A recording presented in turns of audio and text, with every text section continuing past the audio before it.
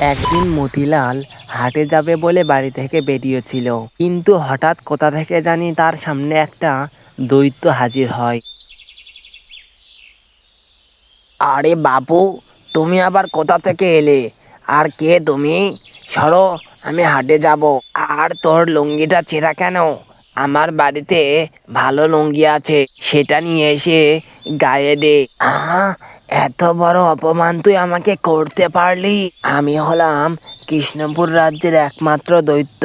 তোর কাছে আমি একটা জিনিস চাইতে এসেছি, তুই কি সেটা আমাকে দিবি? হ্যাঁ, আগে বল কি তোর সেই জিনিস। আমার পোষালে দেব, না পোষালে দেব না। হ্যাঁ হ্যাঁ, ঠিক আছে, তবে কাউকে যেন বলিস নে।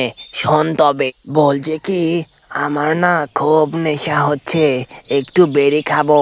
এই জন্য আমার রাজ্য থেকে ছুটে এলাম তোর কাছে। প্লিজ আমার এই আবদারটা রাখ তুই। আমি এর বিনিময়ে তোকে কিছু স্বর্ণ মুদ্রা দিতে পারি। ঠিক আছে, চল তাহলে। আমি হাটে যাচ্ছি, হাটে গিয়ে তোকে কিনে দেব। বোকা দৈত্যটি এক ঝুড়ি স্বর্ণের বিনিময়ে দুটো বেরি খাবে বলে মতিলালের সঙ্গে দোকানে চলে যায়। এই অঞ্চলের সবথেকে বড় বাজার মধুবন বাজার। এমন কিছু নেই যে মধুবন বাজারে পাওয়া যায় না। কে রে মতিলাল? এই ভোটা আবার কে রে? তোর খালাতো ভাই নাকি? তোর চেহারার সঙ্গে একেবারে মানিয়েছে জানিস তো। হা হা হা। আরে করিম ভাই, কি যে বলো! এই নাকি কৃষ্ণপুর রাজ্যের দৈত্য, আমার কাছে আবদার ধরেছে দুটো বেরি খাবে বলে। হ্যাঁ ভাই, আমাকে দুটো ডার্বি সিগারেট দাও।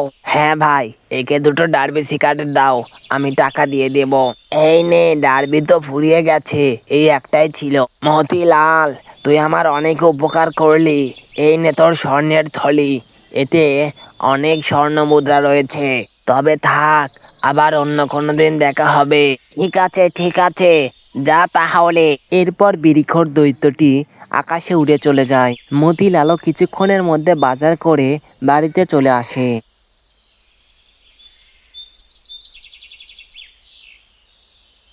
কি গো, আজ এত দেরি হলো কেন?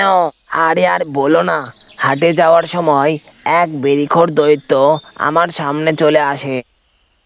মতিলাল তার বউকে সব খুলে বলল। ও আচ্ছা, এই ব্যাপার। এ তো খুব হাস্যকর ঘটনা।